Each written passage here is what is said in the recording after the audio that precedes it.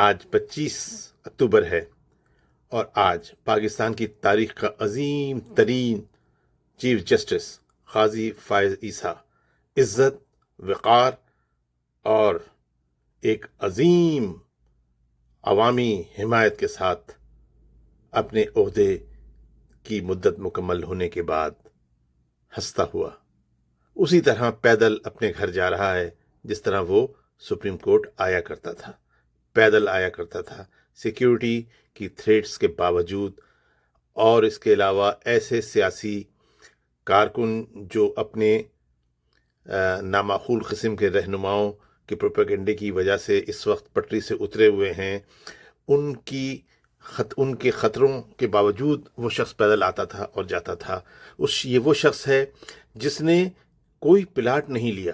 ججوں نے پلاٹ نہ صرف لیے، اس کے جو پیش رو جج تھے، اس سے جو پہلے کے جج تھے، وہ جا کے زمینوں پر اپنے پلاٹ پسند کرتے تھے، دوسرا پلاٹ لینا چاہتے تھے، حتیٰ کہ اس کے جو ساتھ بیٹھنے والے جج تھے جو اس سے پہلے ریٹائر ہوئے، وہ ریٹائر ہونے کے بعد اگر بجلی کو بل سے جو کہ ان کو ادا نہیں کرنا پڑتا تھا، لیکن انہوں نے سولر پلان بھی لگا لیے تھے، تو وہ چاہتے تھے کہ سولر پلان لگانے کے پیسے بھی گورنمنٹ ان کو دے۔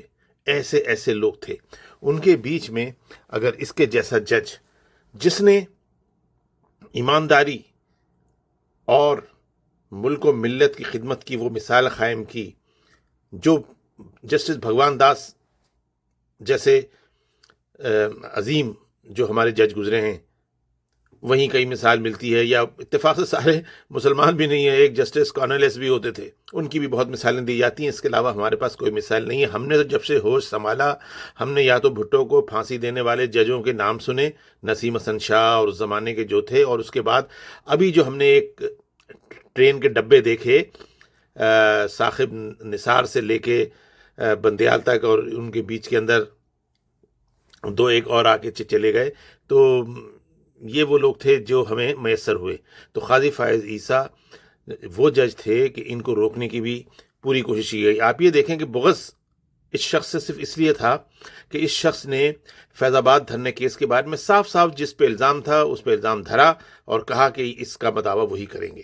اب انہوں نے اس کے بدلے میں کیا کیا کہ اس کو چیف جسٹس بننے کی جو راہ تھی، جو کہ بڑی مشکل سے اس کی راہ میں آ رہا تھا، کیونکہ اس سے پہلے تو یہ ہوا کہ عمران پروجیکٹ کے تحت تمام ججوں کو اس طریقے سے لگایا گیا تھا کہ ایک مخصوص عمرانی ذہن چلتا رہے، یعنی چیف جسٹس کے عہدے پر ایک جسٹس جائے تو دوسرا آئے، تو پہلے سے پلان تھا کہ اتنے سال کی عمر میں یہ جائے گا تو پھر یہ آئے گا، پوری پلان کی تھی۔ اس کے بیچ میں نصیر اپنے قاضی فائز عیسیٰ اٹک رہے تھے، تو قاضی فائز عیسیٰ کو اس لیے ہٹانے کا بندوبست کیا گیا، اور عمران خان نے اور عارف الوی نے مل کے مشورہ کیا، ان کے ساتھ جو فیض حمید جیسے ثاقب ناصور تھے، انہوں نے مل کر فیصلہ کیا کہ ان کو کس طرح لائن سے ہٹانا ہے۔ انہوں نے ایک ریفرنس پیش کیا، پھر اس ریفرنس کو اللہ تعالیٰ نے کس طرح دودھ میں مکھی کی طرح ان کو نکالا، بالکل پاک صاف کر کے اس میں سے نکالا۔ انہوں نے اپنی جنگ خود لڑی، اپنا مقدمہ خود لڑا، اور اس طرح سرخرو ہوئے۔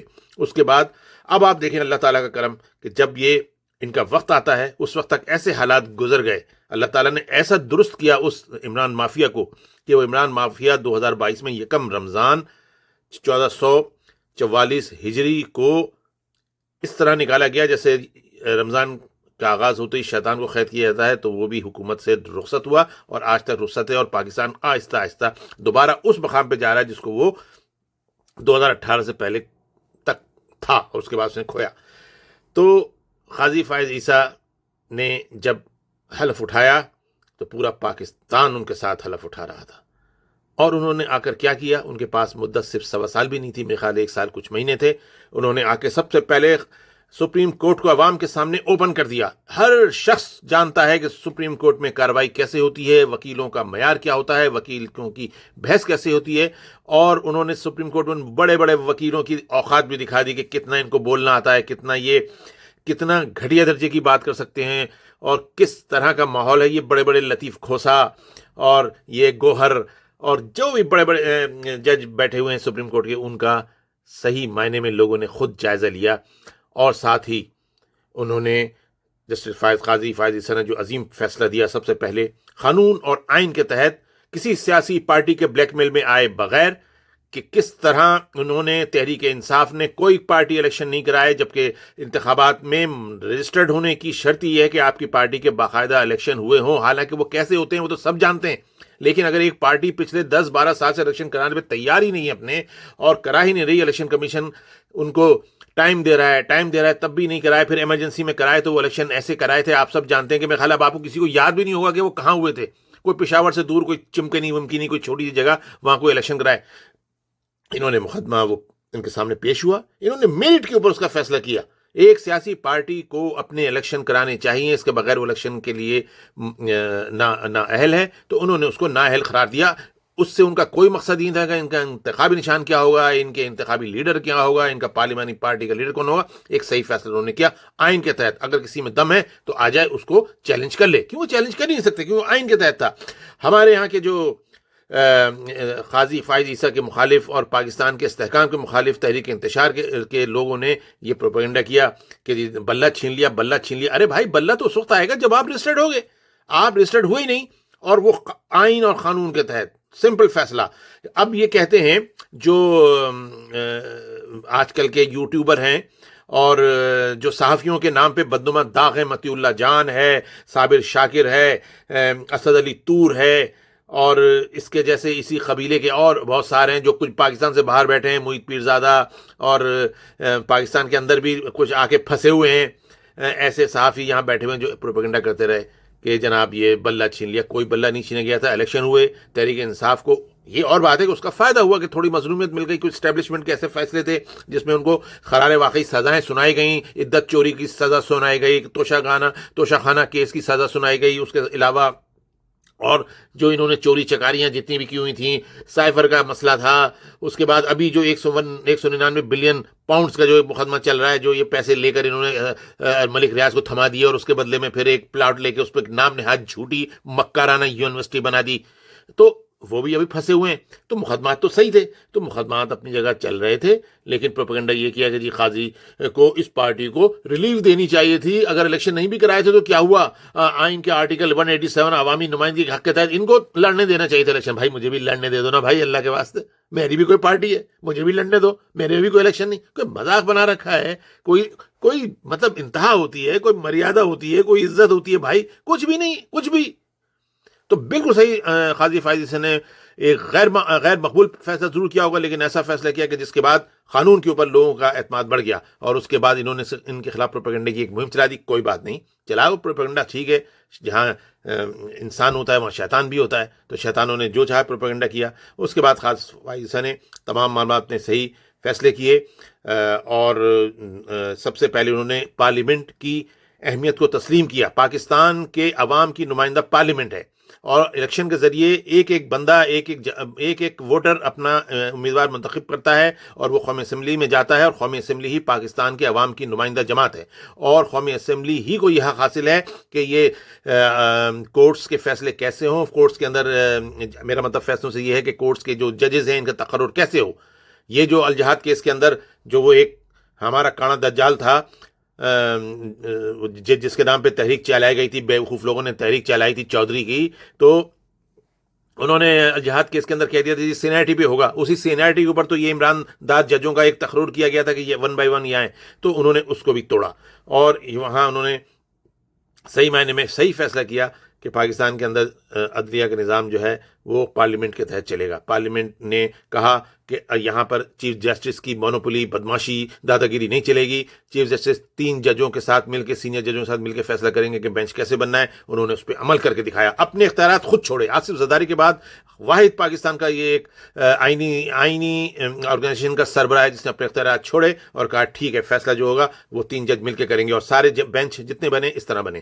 اور اس کے بعد انہوں نے جو فیصلے کیے اس بینچ کے تحت کیے. حالانکہ اس میں بعض جگہ ان کو مشکلات ہوئیں، جیسے کہ انتخابی خواتین کی نشستوں کا مسئلہ ہے. اس کے اوپر دیکھیں وہ بینچ کے اندر چیف جسٹس بیٹھا ہوا تھا، لیکن وہ فیصلہ جو ہے وہ کچھ اور آیا جو چیف جسٹس کا فیصلہ نہیں تھا. اور اس کے اوپر جو بھی فنی اور ٹیکنیکلی جو اس کے اندر مسائل ہیں اس کی وجہ سے وہ فیصلہ نافذ العمل نہیں ہو پا رہا، کیونکہ اس کے اندر غلطیاں، غلط فیصلہ تھا. کیونکہ یہ جو عمران دار آخری جج تھے جو ابھی آج کل عمرہ کرنے گئے ہیں، ایک تو یہ بڑا لگا رکھا ہے غلط کام کرو، مکاری کرو، جھوٹ بولو اور اس کے بعد عمرے پہ چلے جاؤ. اس شخص منصور صاحب نے، جسٹس منصور صاحب جو ہیں، جو ابھی استعفیٰ نہیں دے رہے ہیں، جن کو جج چیف جسٹس نہیں بنایا گیا، میرے خیال سے تو ان کو استعفیٰ دے دینا چاہیے. لیکن چلیں، اگر یہ اپنے کسی زیر نگین جج کے انڈر میں بھی کام کرنا چاہتے تو کریں. لیکن پتہ ہے کیا کیا انہوں نے جب وہ فیصلہ کیا تھا سب سے پہلے کہ جو سیٹیں اٹھا کے بلا وجہ تحریک انصاف، اس میں مقدمے میں ایک فریق بھی نہیں تھی، لیکن سیٹیں اٹھا کے سنی اتحاد کونسل کے مقدمے کی سیٹیں خواتین اٹھا کے تحریک انصاف کو دے دی تھیں، اور آئین کو ری رائٹ کیا تھا کہ آپ 15 دن کے اندر یہ کریں. 15 دن کے اندر آپ کو ٹائم ہے، جبکہ 3 دن کا ٹائم ہوتا ہے آزاد امیدوار کو. یعنی ایک بالکل غلط اہم خانہ فیصلہ. اور اہم بات جو میں بتا رہا ہوں وہ یہ کہ اس کے بعد انہوں نے فون کیا بیگم کو، بیگم ہم نے اپنے تمہارے لیڈر کے لیے کام کر دیا ہے. تو یہ باتیں چھپی تھوڑی رہتی ہیں، یہ باتیں آئیں گی. ابھی ہو سکتا ہے میری ویڈیو آنے کے 4-5 دن بعد یا 2-4 دن بعد یہ ویڈیو ضرور آئے گی یا آڈیو ضرور آئے گی، یا جو بھی جس طرح سے یہ چیزیں باہر آئی ہیں. تو یہ تو ان کا حال تھا کہ ایک عشق عمران کے اندر یہ کیا کچھ ہو رہا تھا، تو کب تک ہوتا. تو یہی وجہ ہے کہ پارلیمنٹ نے ایک مضبوط فیصلہ کیا، آئین میں ترمیم منظور کی. اور وہ طاقت بھی قاضی فائز عیسیٰ کی اس لیے تھی کہ اس آئینی ترمیم کو کوئی مائی کا لال چیلنج کر نہیں سکتا عدالت کے اندر دوبارہ. اس لیے اگر وہ چیلنج کرتا تو وہاں پہ بینچ دوبارہ بنتا. اس بینچ کے اندر کیونکہ یہ منیب اختر وغیرہ بھاگ گئے تھے، تو دوبارہ وہی بینچ بنتا جو اس سے پہلے بنا تھا، جس کے اندر جسٹس امین الدین خان بھی شامل تھے، اور وہ ریجیکٹ کر دیا جاتا. تو لہٰذا قاضی فائز عیسیٰ کا وجود ہی پارلیمنٹ کی مضبوطی کا باعث بنا. اور اب جب قاضی فائز عیسیٰ جا رہے ہیں، ان کی جگہ بوم آفریدی موجود ہے، اور انشاءاللہ تعالی ان کے جو عزائم ہیں عدلیہ کے خلاف، ججوں کو بلیک میل کرنے والے، یہ سارے عزائم جو تحریک منتشر، تحریک انتشار، اور ان کے جو عمراندار ججز ہیں، اور جو ایک عجیب و غریب مافیا جو چل رہی ہے پاکستان میں، جس کو پکڑا جا رہا ہے، جو انشاءاللہ تعالی اپنی موت آپ مر رہی ہے، وہ ضرور مرے گی. لیکن اس پاکستان کو صاف ستھرائی کے عمل کے اندر قاضی فائز عیسیٰ کی خدمات کو نظر انداز نہیں کیا جا سکتا. ساری قوم آج قاضی فائز عیسیٰ کو سلام پیش کرتی ہے، پاکستان کو بچانے کے لیے، پاکستان کے آئین کو بچانے کے لیے، پاکستان کی پارلیمنٹ کے وقار کو بچانے کے لیے. ہم قاضی فائز عیسیٰ کو بڑی خوش دلی کے ساتھ، کیونکہ انہوں نے اپنا کام کیا، اپنی عزت کے ساتھ کام کیا ہے، تو ہم ان کو رخصت کرتے ہیں. اور ہم امید رکھتے ہیں کہ انہوں نے جو فضا بنائی ہے، جو انہوں نے ایک ماحول پیدا کیا ہے، وہ جاری رہے گا. یہی نظریہ قاضی فائز عیسیٰ ہے جو اب سپریم کورٹ میں آ چکا ہے، اور اب انشاءاللہ ایماندارانہ فیصلے ہوں گے. اور یہاں پر کوئی کسی سیاسی پارٹی، سیاسی مسخرے یا سیاسی مسخرے کی پنکیوں یا ان کی گوگیوں کا دور نہیں چلے گا. اب یہاں پر بلند ہوگا اسلام کا پرچم اور انصاف کا پرچم. قاضی فائز عیسیٰ خدا حافظ. قاضی فائز عیسیٰ زندہ باد. پاکستان پائندہ باد.